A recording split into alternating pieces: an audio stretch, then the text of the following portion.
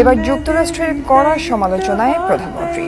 সাম্প্রতিক যুক্তরাজ্য সফরে বিবিসির সাথে সাক্ষাৎকারে তিনি বলেন, দেশটি হয়তো তাকে আর ক্ষমতায় চায় না, তাই নিষেধাজ্ঞা দিয়েছে বাংলাদেশের বিশেষ নিরাপত্তা বাহিনীর ওপর।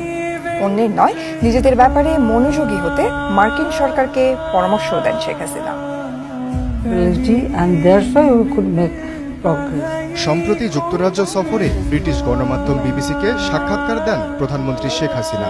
বলেন, বাংলাদেশ সরকার প্রধান হিসেবে তাকে সরাতেই র্যাবের ওপর নিষেধাজ্ঞা দিচ্ছে মার্কিনীরা।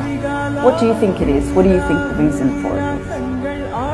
I don't know, maybe they don't want me to continue or the progress we are making for Bangladesh, they may not accept it or... এক প্রশ্নের জবাবে শেখ হাসিনা বলেন, যুক্তরাষ্ট্রের পরামর্শেই প্রতিষ্ঠিত হয়েছিল RAB. That paramilitary organization was set up by the US.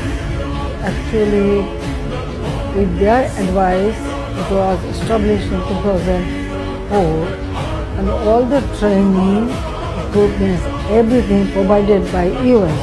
সাক্ষাৎকারের এক পর্যায়ে বাংলাদেশে বিচার বহির্ভূত হত্যা ও গুম নিয়ে জাতিসংঘের উদ্বেগের কথা জানিয়ে কিছু পরিসংখ্যান তুলে ধরেন সাংবাদিক ইয়ালদা হাকিম। জবাবে প্রধানমন্ত্রী বলেন, এসব অভিযোগের নেই কোনো সুস্পষ্ট প্রমাণ। Well, some group they mention a big number. Then when we inquire, it was perhaps 5 or 6%. But sometimes people themselves they hide.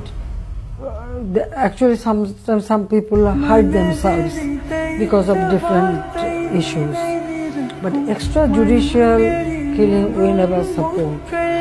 নির্বাচন প্রসঙ্গে বলেন, আওয়ামী লীগ সরকারের আমলে যত স্বচ্ছ নির্বাচন হয়েছে, ইতিহাসে এমন নজির আর নেই।